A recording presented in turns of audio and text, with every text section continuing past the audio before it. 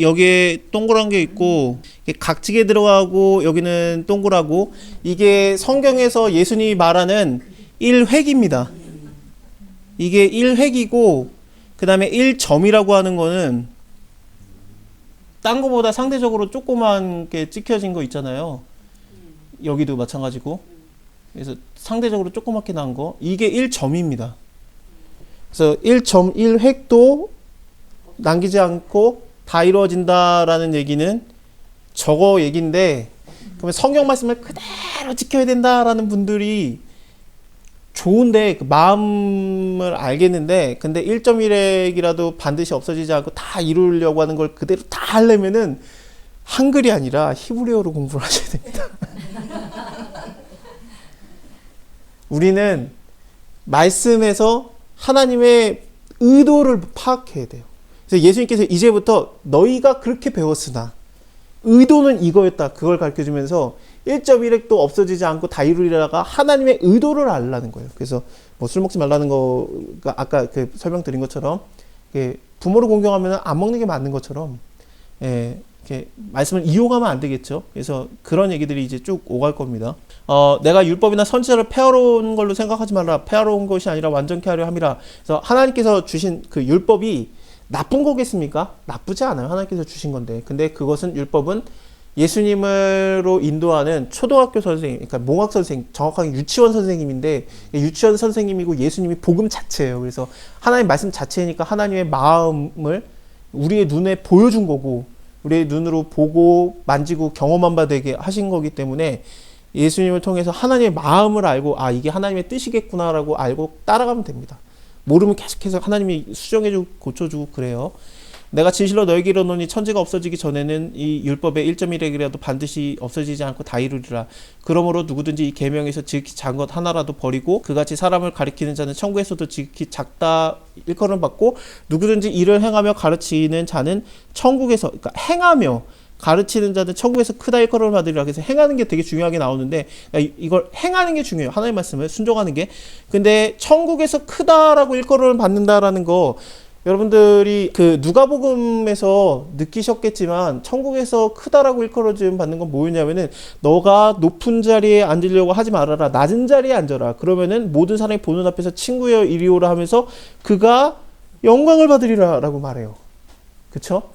그래서 그게 뭐였냐면, 이 땅에서 우리가 낮은 존재들에게 섬기면 하늘에 가서 인자가 모든 천군 천사 앞에서, 아버지 앞에서 우리를 높은 곳으로 이끄신다는 뜻이었습니다.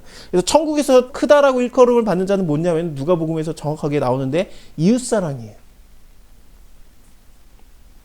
시편 1편에서 아까 그 마음이 청결한 자는 복이 있나니 하나님을 볼 것이며, 그게 이렇게 목마른 사슴이 시냇물을 찾아 행한같이, 시냇물이라는 게 정확하게 뭐냐면은 그냥 시냇물이 아니라 마르지 않는 물의 근원입니다. 마르지 않는 물의 근원이, 시편에서는 복 있는 사람은 악인의 길을 쫓지 아니하고 죄인의 길에 서지 아니하고 오만한 자의 자리에 앉지 아니하고 여호와의 율법을 즐거워해서 그 율법이 나를 경영하게 하는 자인데, 그 경영을 받으면, 하나님의 말씀에 경영을 받으면, 묵상하다가 경영하다입니다. 2장에서 나오는 어째서 민족들이 허사를 경영하는 거라는 이 경영과 같은 단어를 사용합니다. 그래서 이 말씀이 나를 주도하고 인도하고 이 말씀이 나를 운행하는 거예요. 그럴 때 저는 시냇가에 심겨진 나무가 시절을 쫓아 과실을 맺으며 잎사귀가 마르지 않가 같으니 그 행사가 다 형통하리로다 라고 하는데, 시냇가에 심겨진 나무가 시절을 쫓아 과실을 맺으며 잎사귀가 마르지 않는데, 이게 뭐냐면은요, 에스겔서를 보면은 47장에서 성전에서 흘러나오는 물이 닿는 곳마다 다 살아나지 않습니까? 그래서 사해바다까지도 살아나고 많은 물고기들이 잡히고 그러잖아요. 그래서 여기 이 사해바다, 이게 분명해요. 엔디게라든지 에네글라임이라는 게, 엔디게 건너편이 에네글라임인데 이게 어디냐면 사해바다에 있어요. 그래서 사해바다까지도 살아나고 여기 어부들이 설 것이다. 그래서 요한복음에서 어부들이 물고기 잡고 있을 때 예수님이 다시 만나주는 거예요. 21장에서. 그래서 이 건데 똑같은데, 물론 그거는 사해바다가 아니고 갈릴리 바다였습니다. 근데 물고기 못 잡고 있었던 상황은 똑같아요. 그리고 물고기 왕창 잡는 것도 그렇고요.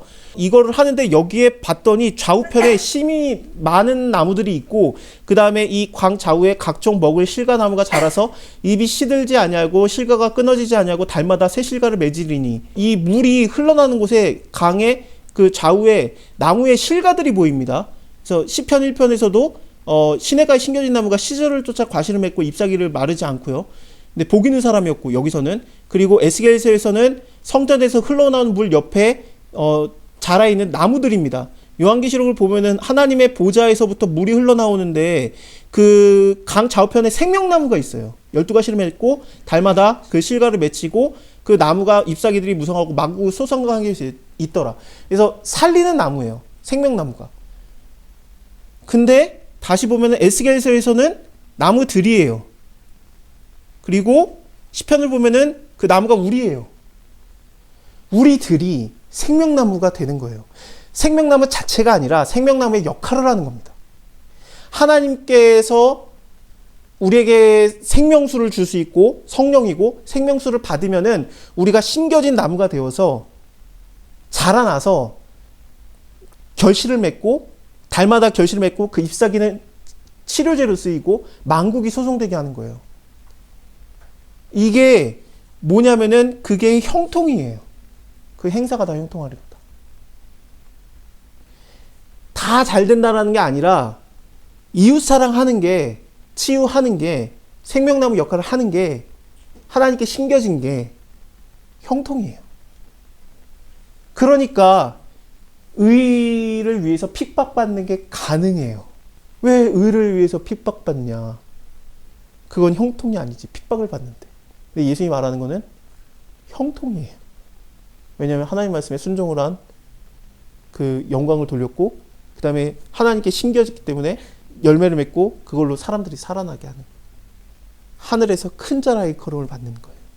이게 형통입니다. 너희의 의가 서기관과 바리새인보다 더 낫지 못하면 천국에 들어가지 못하리라.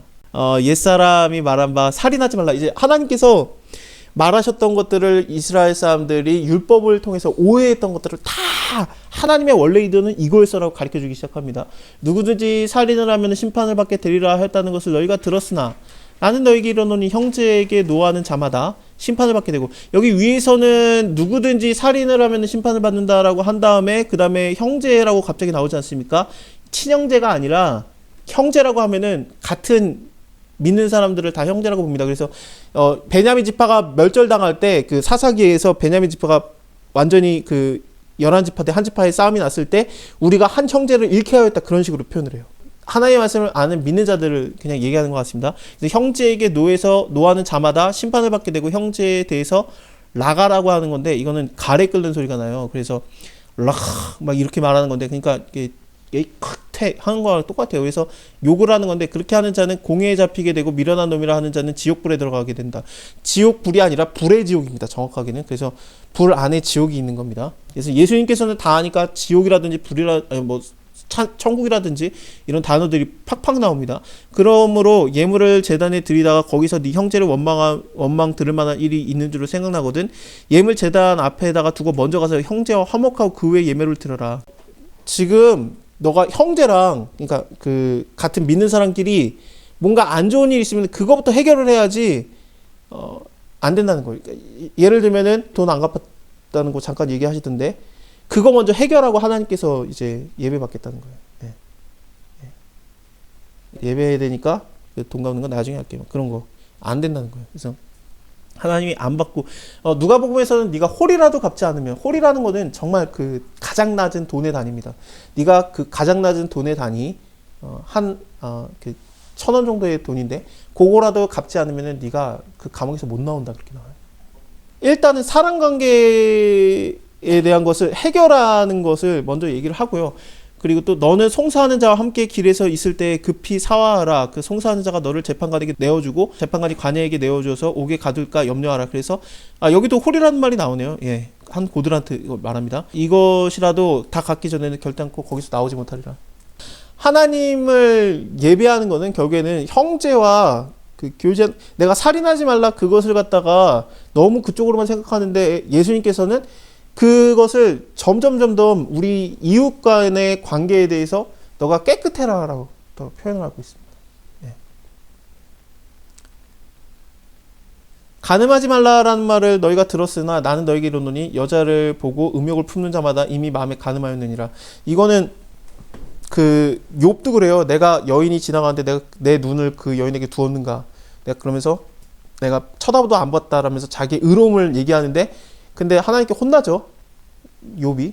그래서 그게 그의 의로움이 아니에요. 안 봤다고 의로움이 아니라, 근데 예수님이 말하는 건 이건 뭘까? 그러니까 내 마음은 당장 간음하고 있는데, 근데 내가 몸으로 간음 안 했다고? 내가 간음을 안 했냐? 내가 거룩하냐? 그렇게 할 수 없다는 거예요. 하나님 마음을 중심으로 보니까. 근데 이것을 갖다가 그 오해해가지고 뒤집어서 죄를 더 짓는 분들이 있어요. 이미 내가 마음에 간음을 했으니까 에라 모르겠다면서 몸까지 간음을 하는. 어차피 간음했네. 그래서 에라 모르겠다 하고 나중에 한 번에 몰아서 회개하는 분들이 있는데, 그거에 대해서 예수님이 네 눈을 진짜 떼어버려라. 이제 백제 중에 하나가 없는 것이 온몸에 지옥에 던지는 것보다 유익하니라 그러는데, 이게 눈을 진짜로 빼라는 얘기가 아니고 진짜로 손을 찍어버려라는 얘기가 아니고 죄에 대해서 그만큼 두려워하라는 얘기입니다. 그런 각오로 하라는 거죠. 예, 두려워하라는 얘기입니다. 백채 하나 없고 지옥에 던지지 않는 것이 유익하니라 일러스되, 이거에 대해서 그래서 오해하지 않아야 되는 게, 하나님께서 우리가 죄 짓는 것을 얼마나 안타까워하는지를 좀 봐야 될 것 같아요.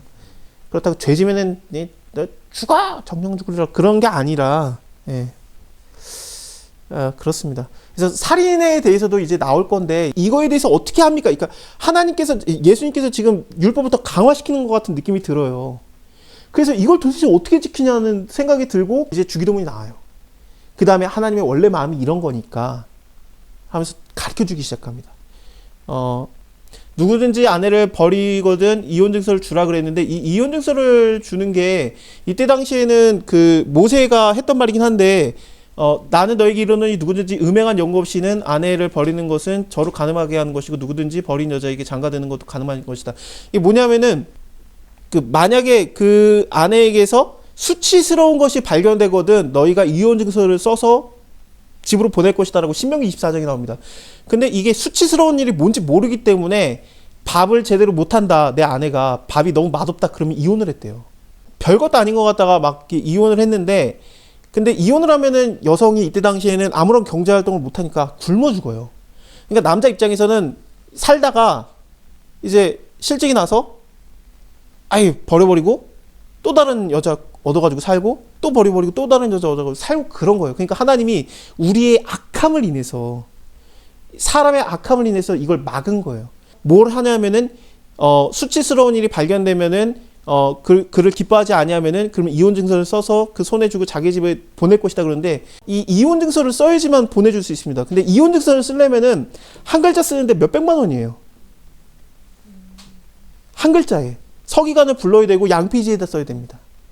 그래서 신약은 헬라어로 썼는데 신약에 처음 써진 것은 전부 다 띄어쓰기가 한 글자도 없습니다. 구약은 띄어쓰기가 있어요. 놀랍게도. 더 비싸게 쓴 거예요. 더 비싸게. 문서가 정말 비싸요. 이혼증서를 쓰려면은 몇 억을 내는 거예요. 그러니까 네가 이 여자가 싫어서 이혼하고 싶어? 몇 억을 내고 써서 그거 갖고 가게 해. 남자가 다시 생각하게. 그렇게까지는 못하겠는데, 하나님의 마음을 중심을 봐야 돼요. 이혼 증서를 써면 이혼할 수 있다라는 게 아니에요. 네가 그 마음을 가질 수 있어? 몇 억을 낼 수 있어? 이혼 증서를 쓰고, 그 이혼 증서는 자기가 갖고 있는 게 아니라 그 여자의 집으로 갑니다.